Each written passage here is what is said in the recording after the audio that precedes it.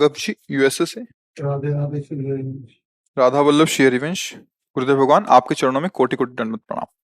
महाराज जी, मेरा प्रश्न यह है कि क्या भगवत प्राप्ति के बाद भी कोई जीव वापस जन्म मरण के चक्कर में लौट सकता है? यदि हाँ, तो वो जीव इस संसार में है, उन्हें कभी भी भगवत प्राप्ति नहीं हुई?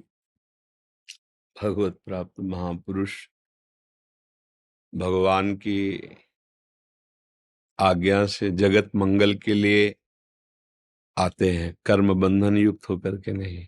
जैसे आचार्य कोटि के जो महापुरुष है ना, भगवत प्राप्त ही होते हैं, वो कोई साधक नहीं होते, वो जगत मंगल के लिए आते हैं। जैसे जेलर भी तो जेल में है और अधिकारी भी जेल में जाते हैं, तो अधिकारी जेल में गए इसका मतलब कैदी थोड़ी है, समझ रहे ना। वो तो वहां देख करके कैदियों की क्या व्यवस्था की जाती है, क्या निरीक्षण। तो हम सब संसार के कैदी हैं, काम क्रोध लोभ मोह मद मत्सर, इनसे हम बहुत बाधित है। तो जीवन मुक्त महापुरुष भगवान और उनमें कोई अंतर नहीं होता, ब्रह्मविद ब्रह्म ही भवते। अब वो अवतरित होते हैं जगत मंगल के लिए। बहुत से ऐसे महापुरुष हुए, लाखों लाखों करोड़ करोड़ जीवों को, पापात्माओं को महात्मा बना दिया, भगवत प्राप्ति करा दी। तो उनका आना बंधन युक्त नहीं होता।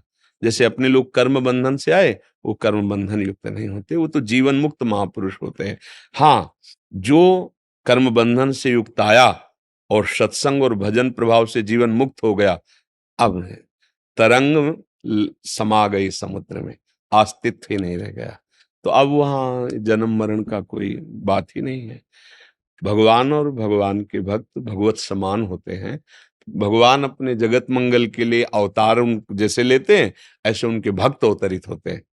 बड़े बड़े आचार्य जितने हुए, वल्लभाचार्य जी, निम्बार्काचार्य जी, महाप्रभु चैतन्य देव जी, हरिवंश महाप्रभु, स्वामी हरिदास जी, ये सब भगवान ही तो हैं, भगवान के साक्षात स्वरूप हैं।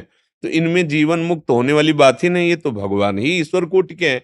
अपने लोग जो सांसारिक धरा में आए, फिर इनके वचन मानकर भजन साधना उपासना और ऊंचाई पर पहुंचे, तो खत्म हो गया, नदियां पार हो गए, अब नाव की जरूरत नहीं और कोई भय भी नहीं रहा। तो भय समुद्र पार होने के लिए सारे सिद्धांत है। आज उसको समझ में आ गया कि मेरा स्वरूप क्या है, तो ये देह का भाव अभिमान इंद्रियों द्वारा भोगों को भोगना, ये अज्ञान की धरा में है। जिस समय विशुद्ध ज्ञान हो, अब उसका कोई बंधन नहीं, अब वो जन्म मरण के चक्र से मुक्त हो जाता है। समझ रहे ना जी। अच्छा, इसका प्रमाण दूसरे को नहीं दिया जा सकता,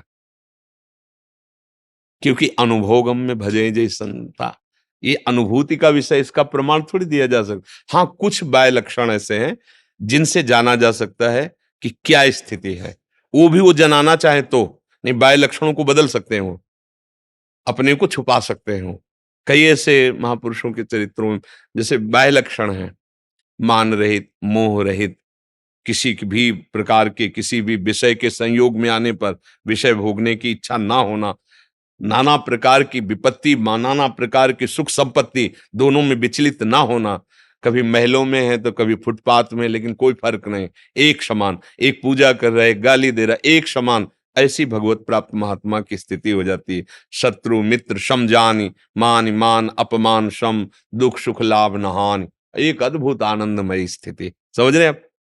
खूब नाम जप करो, धीरे धीरे बुद्धि पवित्र होगी, तब आपको समझ में आने लगेगा जी। कर्नल